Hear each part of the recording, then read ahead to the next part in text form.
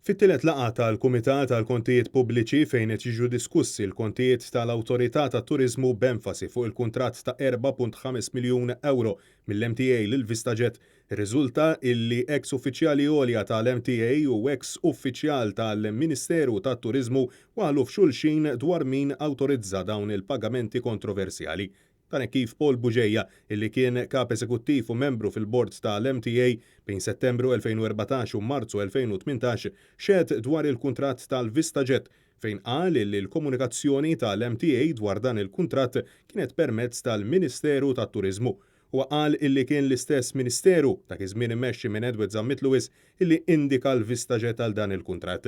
Buġejja saħaq illi il-kuntratt dirett dwar dan id-deal ta' miljuni kienet Josephine Farrugia illi kienet tirrappreżenta l-interessi tal-avjazzjoni fil-Ministeru.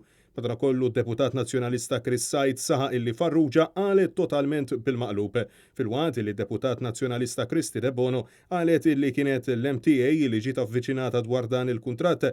Id-Deputat Nazzjonalista Beppe Fenek Adami qal illi responsabilitajiet għal dan il-kuntratt iridu jintrefaw u jrid ikun stabbilit kif oriġina dan il-kuntratt ta' 4.5 miljun euro illi minnu huwa ċar illi Malta ma ħadet xejn. Jirriżulta illi il-VistaJet ġarret biss 46,000 turisti lejn pajjiżna u għalih Malta ħalset is-somma ta' 4.5 miljun euro. L-ex CEO tal-MTA qal li ma jafx għal xiex il-kuntratt mal-VistaJet ma reġax ġeddet, kuntratt deskritt mid-Deputat Nazzjonalista Chris Said bħala wieħed maħmuġ.